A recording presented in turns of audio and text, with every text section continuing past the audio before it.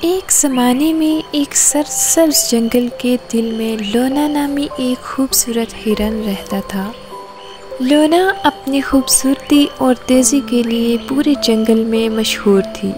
جب وہ اپنے ساتھی ہرن کے ساتھ جنگل میں گھومتی تھی، اس کے پاس ایک چمکتا ہوا شاہ بلوط کا کوٹ تھا جو صبح کے سورج کی طرح چمکتا تھا۔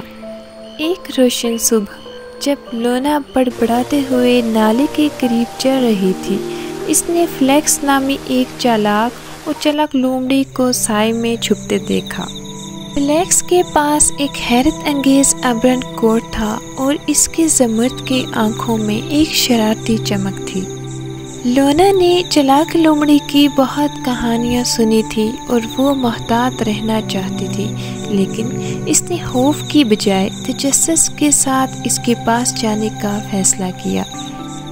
لونا ہرن کی آواز بہت ہی زیادہ نرم تھی۔ اس نے کہا، ہیلو میرے دوست، تم سائے میں کیوں گھومتے ہو؟ فلیکس لونا کی مہربانی سے حیران رہ گیا۔ فلیکس نے ہرن کو جواب دیا، ارے یار، کیا پوچھتے ہو؟ میں تو اپنے بھوکے خاندان کو کھانا کھلانے کے لیے کھانا تلاش کر رہا تھا۔ تمہیں میں کیا بتاؤں، وقت میرا بہت مشکل تھا، اس لیے زندہ رہنے کے لیے میں نے چالاکیوں کا سہارا لیا۔ یہ سن کے لونا کو فلیکس پہ بہت رحم آیا۔ اس نے اپنی ہمدرد دل کے ساتھ فلیکس کے ساتھ چرنے کے لیے اپنی جگہ بانٹنے کی پیشکش کی۔ لونا نے فلیکس سے کہا، ارے میرے بھائی، یہاں ہم دونوں کے لیے کافی جگہ ہے، کسی کو بھی بھوکا نہیں رہنا چاہیے۔ فلیکس لونا کی سخاوت سے بہت حیران ہوا اور آہستہ آہستہ لیکن یقینی طور پر اس نے اپنا راستہ بدلنا شروع کر دیا۔ اس نے لونا کے ساتھ ایک ساتھ دن گزارے، جنگل میں اپنی زندگیوں اور تجربات کی کہانیاں شیئر کرتے رہتے۔ جیسے جیسے دن ہفتوں میں بدلتے گئے، لونا اور فلیکس کی دوستی مضبوط ہوتی گئی۔ لونا نے فلیکس کو جنگل کے راستے دکھائے اور چالاک چالوں کا سہارا لیے بغیر کھانا تلاش کرنے میں اس کی خوب مدد کی۔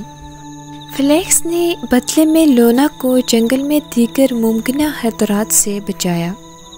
ایک دن لونا کو بہت پیاس لگی۔ وہ ندی کے کنارے پانی پی رہی تھی۔ اسی ندی کے کنارے ایک بھوکا شیر بیٹھا تھا۔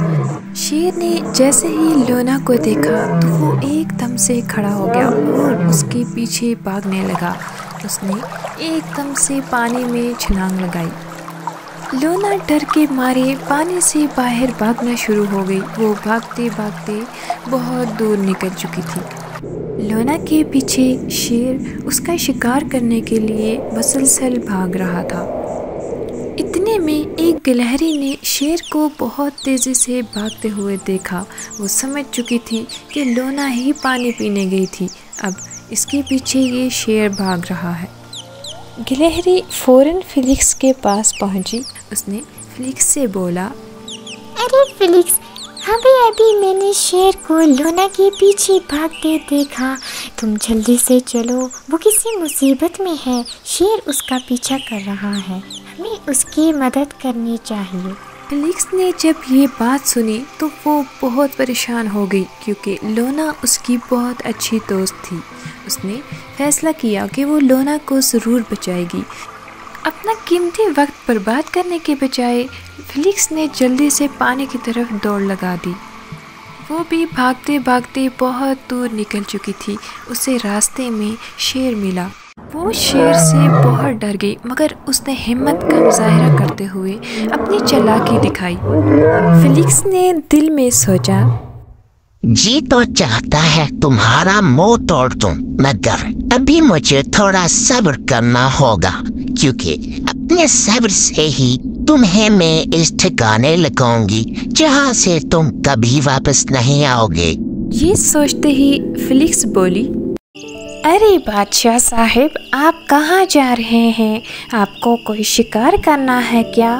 تبھی شیر نے گھرگھرا کر بولا، हट जाओ मेरे रास्ते से, ये मेरा शिकार है। मैं हिरन को जिंदा नहीं छोड़ूंगा। अगर तुम रास्ते में आई तो तुम्हें भी मैं खा जाऊंगा, मगर मेरी भूख बहुत ज्यादा है, तुम्हें नहीं खा सकता। मैं हिरन का ही शिकार करूंगा।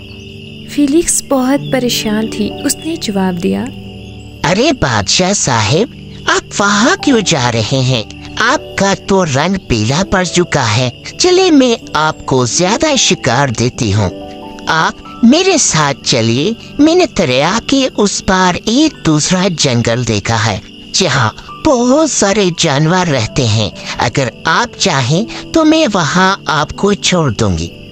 शेर ने जब ये बात सुनी तो उसकी लालच में इजाफा हो गया। उसने फौरन से फिलिक्स को बोला, हाँ हाँ, क्यों नहीं, मुझे तो जाना है। बहुत भूख लगी है, बहुत दिन से मैंने कुछ खाया नहीं। अच्छा बादशाह साहिब, चलिए आपको मैं उस भाग छोड़कर आती हूँ। आप बस मेरे पीछे भागते रहिए। ये कह के फिलिक्स आगे आगे भागना शुरू हो गई और शेर उसके पीछे पीछे। वो एक नदी के किनारे पहुंच गई। तभी वो जोर से बोली, अच्छा सलामत, ये है वो नदी। इसके उस पार कुछ ही दूर एक घना जंगल है। आप फौरन इसको पार करके उस जंगल में चले जाइए।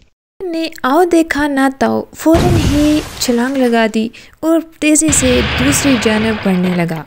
जैसे ही शेर दरिया के दरमियान में पहुंचा, वो डूबने लगा और जोर जोर से बोलने लगा, अरे मुझे कोई बचाओ, मैं डूब रहा हूँ। अरे मुझे कोई बचाओ। लोमड़ी ने ऊंची आवाज में कहा, अरे जा जा, तुम्हें तो मैं मारने के लिए ही लेके आई थी। अब क्या तुझे बचाऊं? जा जा, बहुत से जानवरों का खून पी लिया है। अब तो तुम्हें मरना ही चाहिए। यहीं पे रहो, तुम्हें बचाने कोई भी नहीं आएगा। तुम अपने जुल्म के साथ इस दुनिया से चले जाओ। ये कह के लोमड़ी ने वापस जंगल की तरफ दौड़ लगा दी और शेर चिल्लाते चिल्लाते डूब गया। अब शेर मर चुका था।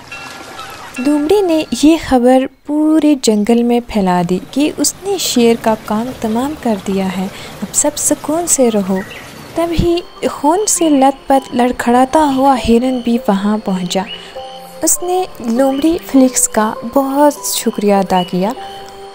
तमाम जंगली जानवर लोमड़ी को मुबारकबाद देने के लिए आए। सब ने उसको मुबारकबाद दी।